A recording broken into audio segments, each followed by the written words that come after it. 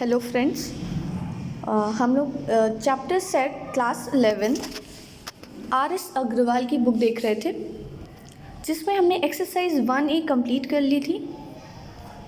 1B exercise में question number 4 से हमें स्टार्ट करना है आज।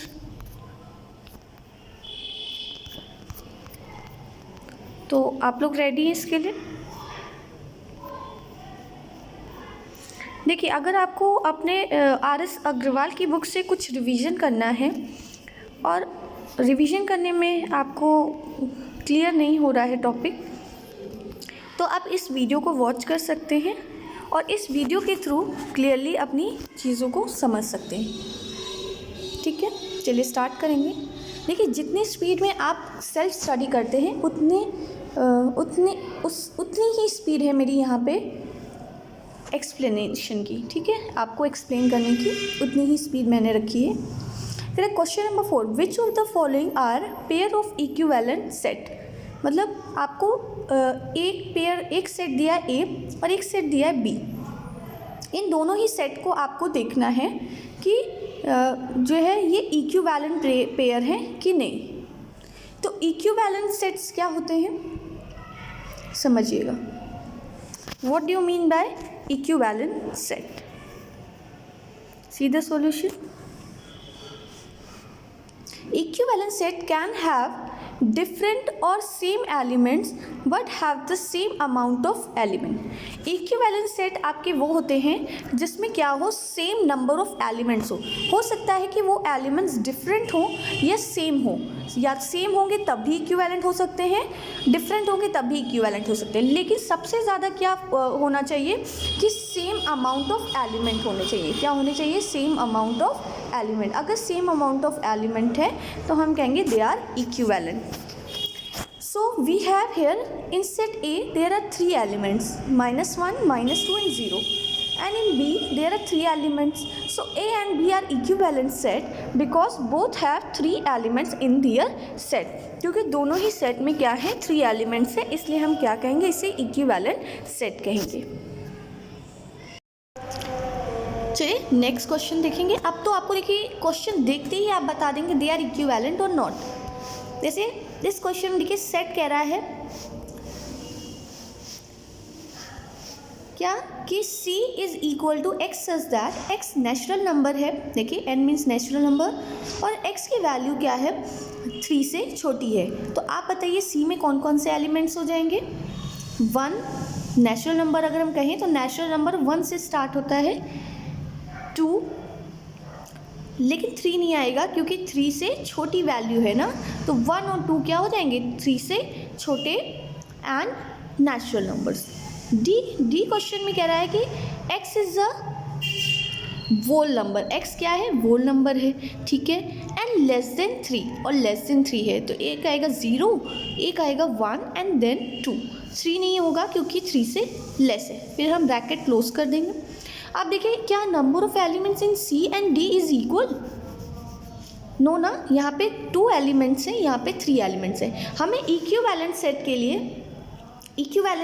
लिए क्या देखना है, इक्विवेलेंट सेट के लिए हमें सिर्फ देखना है कि नंबर ऑफ एलिमेंट्स क्या होने चाहिए, सेम होने चाहिए। चाहे वो अगर मान लीजिए यहाँ अल्फ़ाबेट्स दिया होता और यहाँ पे आपको नंबर्स दिए होते, तब भी हम क्या चेक करते, सिर्फ नंबर ऑफ एलिमेंट्स की इसमें 2 है तो इसमें भी 2 होना चाहिए, या इसमें 3 है तो इसमें भी 3 होना चाहिए। ठीक है, सिर्फ आपको ये देखना है। अगर नंबर ऑफ एलिमेंट्स सेम है तो दे आर इक्विवेलेंट। तो आपका सेकेंड इक्विवेलेंट नहीं है। क्यों? क्योंकि यहाँ पे C में 2 एलिमेंट्स है और D में 3 एलिमेंट्स हैं। नेक्स्ट क्वेश्चन देख लीजिए, यहाँ पे सॉल्यूशन है। इतना लंबा आपको सॉल्यूशन एग्जाम में नहीं करना होता है। आप क्या लिखेंगे सीधा कि C is given this and natural number less than 3 are 1, 2, so the C set is equal to bracket 1, 2 and D में क्या एलिमेंट्स है, 0, 1, 2। So C and D are not equivalent set because their cardinality is not same. Number of cardinality means number of elements are not same. Next question number 3 है question number 3 कह रहा है कि ई में जो वैल्यू है वो ए ई आई ओ यू वॉवल्स हैं, एफ में P Q R S T. अब नंबर ऑफ एलिमेंट्स इसमें भी 5 है, नंबर ऑफ एलिमेंट्स इसमें भी आपका 5 है, तो इसका मतलब क्या हो गया, E and F are the equivalent sets because both have 5 elements in their set. Next question number 5 कह रहे state whether any given set is finite और इनफाइनाइट। अब आपको जो नीचे सेट गिवन है उसमें आपको चेक करना है कि वो फाइनाइट है कि इनफाइनाइट। फाइनाइट मीन्स समझते हैं ना, फाइनाइट मीन्स काउंटेबल, क्या होना चाहिए, काउंटेबल, जिसे हम काउंट कर सकें, ठीक है, ये ओ है। और इनफाइनाइट का मतलब क्या होता है, अनकाउंटेबल, ओके। इनफाइनाइट का मतलब अनकाउंटेबल, जिसे हम काउंट ना कर सकें। नेक्स्ट है question number A is a set of all triangles in a plane. एक प्लेन में जितने ट्रायंगल्स होंगे उनका सेट, जैसे आप ये देख रहे हो, ये फिगर आपको गिवन है आंसर में ना, तो इस फिगर में देखिए कितने सारे ट्रायंगल्स आपको दिख रहे हैं।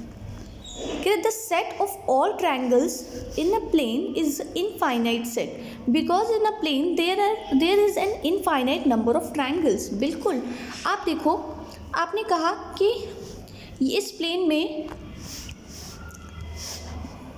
जो है ट्रायंगल है वो मैंने कहा ये 5 है, ठीक है, लेकिन आप अगर इसी ट्रायंगल का साइज और स्मॉल कर दो तो इसमें और नंबर ऑफ ट्रायंगल्स इंक्रीज कर सकते हैं कि नहीं, ठीक है। तो यहाँ पे क्या कह रहा है कि set of all triangles in a plane, एक प्लेन में नंबर ऑफ ट्रायंगल्स हम कैसे बता सकते हैं कितने हैं। अगर आपने ट्रायंगल को बिग ड्रॉ कर दिया तो कम ट्रायंगल आएंगे, स्मॉल ड्रॉ कर दिया तो ज़्यादा ट्रायंगल आएंगे, तो it is not a finite. तो ये आपका क्या हो गया, इनफाइनाइट से। Next, set of all points on the circumference of the circle. एक सर्कल के ऊपर कितने पॉइंट्स हो सकते हैं, आपने कहा मैम 4, अच्छा तो हम एक और ड्रॉ कर देंगे, आपने कहा 5, हम एक और ड्रॉ कर देंगे 6। तो एक सर्कल पे इसके सर्कमफेरेंस पे कितने पॉइंट हो सकते हैं, इनफाइनाइट, बहुत सारे हम पॉइंट्स ड्रॉ कर सकते हैं ना, देखिए आप यहाँ पे देख रहे हैं। So it is also infinite set. Next question कह रहे set of all lines parallel to the Y axis. Set of all lines, जितनी भी लाइन्स हैं पैरेलल टू वाई एक्सिस के पैरेलल लाइन, तो वाई एक्सिस के आप पैरेलल कितनी लाइन ड्रॉ कर सकते हो, देखो ये आपका वाई एक्सिस, ये आपका एक्स एक्सिस, आपका 1 2 3 4 5, फिर और हमने ड्रॉ कर दिया, बीच में भी और ड्रॉ कर दिया, तो कितनी ड्रॉ कर सकते हैं बताइए, इनफाइनाइट ड्रॉ कर सकते हैं कि नहीं। तो ये भी क्या हो जाएगा, there are infinite line parallel to Y axis. Y axis से पैरेलल आप कितनी लाइन ड्रॉ कर सकते हैं, इनफाइनाइट, तो ये भी इनफाइनाइट हो गई। नेक्स्ट क्वेश्चन में भी आपसे पूछ रहा है the set of all leaves on a tree. एक ट्री में नंबर ऑफ लीव्स, तो एक ट्री में नंबर ऑफ लीव्स क्या होंगी, here the set of finite because infinite means never ending. Infinite means क्या, हम एंडलेस, एंड ही नहीं हो रहा है, बढ़ता है, बहुत ज़्यादा है, लेकिन definitely the number will be huge but by definition it has to be finite. बिल्कुल, आप बताइए एक ट्री में जो लीव्स होंगी, अगर देखिए ये ट्री है, इसमें जो लीव्स होंगी क्या ये काउंटेबल नहीं होंगी, देखा जाए तो ये काउंटेबल है ना, इसमें जो नंबर ऑफ लीव्स है वो तो फिक्स है ना, ऐसा तो नहीं है कि वो हम काउंट ही नहीं कर सकते, हो सकता है वो 50,000 हो, ठीक है, लेकिन फिर भी फिक्स तो है। देखो थोड़ा आगे हो गया है, 1 मिनट आगे गए कि हम लोग पीछे हो गए हैं, हाँ ये, हाँ तो एक ट्री में जो लीव्स होंगी वो तो काउंटेबल होंगी ना, ऐसा तो नहीं कि यहाँ पे इतने लीव्स हैं कि हम उन्हें मतलब वो काउंट ही नहीं हो किए जा सकते, वो हमारे नंबर्स में नंबर सिस्टम में आ ही नहीं सकते, आ सकते हैं ना, तो ये फाइनाइट होगी, मानते हैं बहुत ज़्यादा है लेकिन है तो फाइनाइट। नेक्स्ट कह रहे set of all positive integer greater than 500। तो तो 500 से ग्रेटर देन कितनी होंगी? इनफाइनाइट भाई, 501, 502, 503 और डॉट डॉट डॉट डॉट कहाँ तक? 1000, 10,000, लाख, 10 लाख, बिलियन, 10 मिलियन, फिर मिलियन के बाद बिलियन, फिर ट्रिलियन, इस तरह क्या हुआ? बढ़ता गया ना। तो कहाँ तक? ग्रेटर देन कह दिया, इसका मतलब बहुत आगे, कहीं तक भी, इनफाइनाइट तक। तो कह रहे there are infinite positive integer which is greater than 500, so given the set is infinite. Next कह रहे F X belongs to R, F क्या है? x बिलोंग्स टू r है, रियल नंबर है, जहाँ x की वैल्यू 0 से 1 के बिटवीन। तो 0 से 1 के बिटवीन भी बहुत सारे नंबर होते हैं। कैसे? आपने कहा मैम 0.1, 0.2 ना, ऐसे ऐसे करके हुआ। अच्छा 0.1 और 0.2 के बिटवीन क्या होगा? 0.11, 0.22 होगा ना, 12 होगा कि नहीं होगा? अब 0.11 और 12 के बिटवीन क्या होगा? देखो 0.011 होगा कि नहीं होगा? यहाँ पे हम 0 लगाना भूल गए थे। ठीक है, तो ये भी क्या है? इनफाइनाइट है भाई। कह रहे हैं कि R means real number including rational number and irrational numbers. So real numbers between 0 and 1 are infinite. आप 0 और 1 के बीच में अगर आपसे पूछा जाए कि कितने नंबर होंगे तो बहुत नंबर आ सकते हैं। हम बस क्या करते जाएं? 0.01, 0.001 और छोटी से छोटी वैल्यू लिखते जाए, लेकिन है तो वो 0 से बड़ी ना और 1 से छोटी, तो क्या होंगे? There are infinite. कितने होंगे? There are infinite numbers. So this set is infinite. Next कह रहे state whether any given set is finite और इनफाइनाइट। फिर क्या गिवन है? x क्या है? एक इंटीजर है और x की वैल्यू 1 से स्मॉलर है। x इज़ लेस देन 1 मतलब 1 से छोटी है। तो do you know very well what is the integers? Minus में भी डॉट डॉट डॉट, माइनस की तरफ भी एंड सो ऑन होती है और पॉजिटिव डायरेक्शन में भी एंड सो ऑन होती है। तो इंटीजर लेस देन 1 क्या हो जाएगा? 0, -1, -2, -3, -4 एंड डॉट डॉट। तो जब डॉट डॉट लग गया तब तो ये कहीं से भी फाइनाइट नहीं रहेगी, तो it is infinite. So the given set is infinite. Okay, next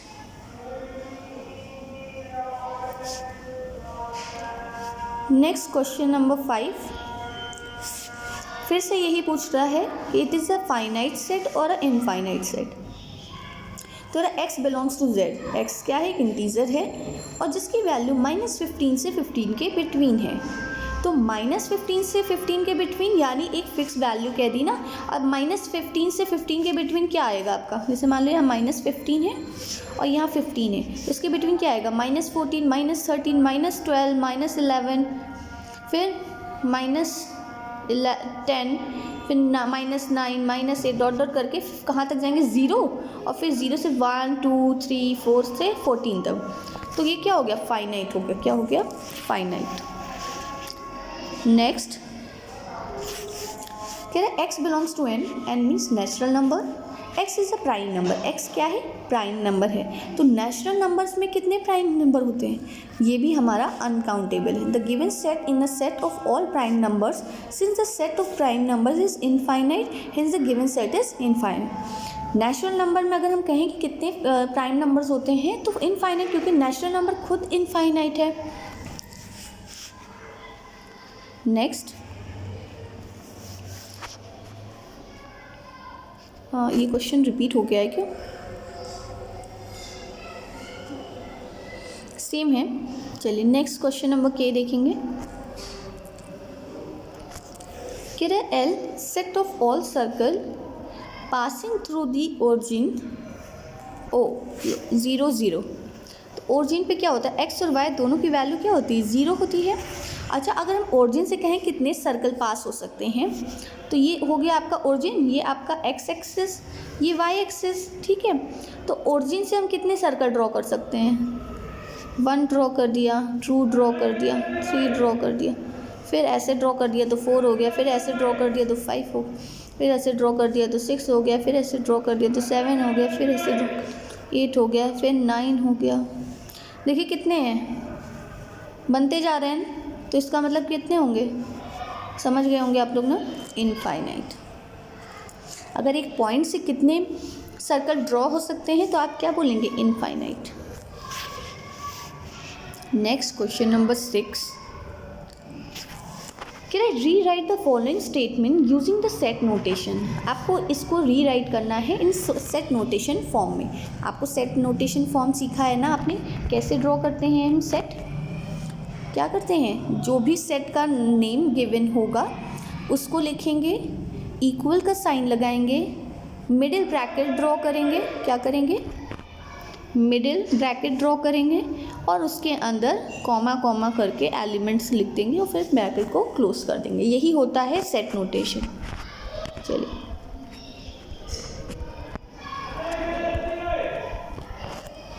तो क्वेश्चन नंबर फर्स्ट देखेंगे, given A small a is an element of set A. This means A belongs to A. Set notation form में कैसे लिखेंगे, हम क्या बोलते हैं, हम बोलते हैं A belongs to capital A, यानी A जो है वो किसका एलिमेंट है, कैपिटल A का, ठीक है। नेक्स्ट कह रहे small b does not an element of A, तो ये भी आपको सिखाया था, स्मॉल b डज नॉट का symbol does not belongs to A, ये देखिए। Next third empty set, empty set तो हम क्या कहेंगे, अगर कह रहे A is an empty set तो B हमने कहा कि is not an empty set, तो this means that A is equal to 5 and B is not equal to 5। हमने कहा A इम्पिटी सेट है तो हमने सेट नोटेशन फॉर्म में लिखा A is equal to 5 and B is equal to B is does not equal to 5। Next given in a set A total number of elements is 6, तो जब किसी भी set में एलिमेंट 6 है तो हम कैसे लिखते हैं, इसका मतलब हम सेट नोटेशन फॉर्म में क्या लिखाएंगे, मॉड ए बनाना सीखा है ना आपने, देख लीजिए।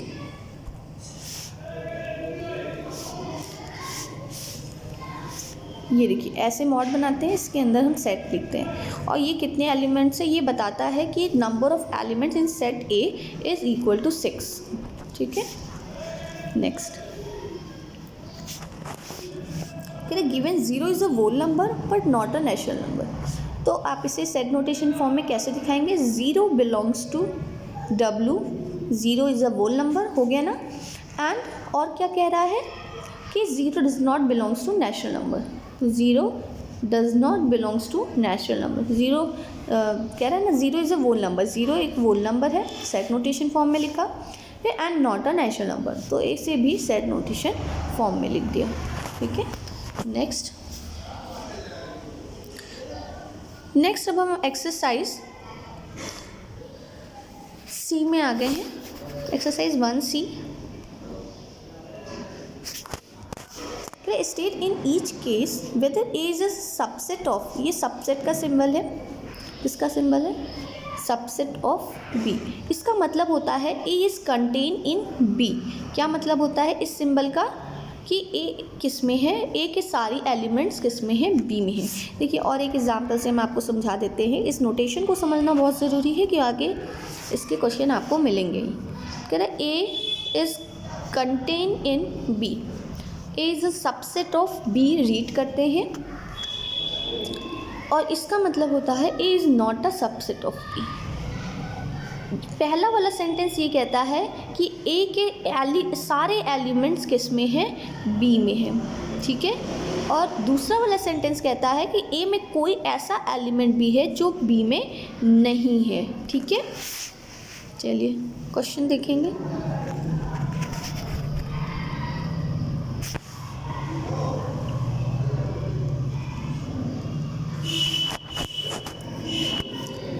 क्वेश्चन नंबर फर्स्ट कह रहा ए इज इक्वल टू 0 1 2 3, बी 1 2, हाँ तो बी में कह रहा है कि एलिमेंट 1 2 3 4 5 है। अब आप देखो कि आप कह रहे हैं state in each case whether A is a subset of B और not a subset of B. तो अब आप बता, अभी आपको डेफिनेशन समझाया मैंने, अगर आपको डेफिनेशन क्लियर हुई होगी तो आप बता सकते हैं कि A is not a subset of B, A is not a subset of B. क्यों?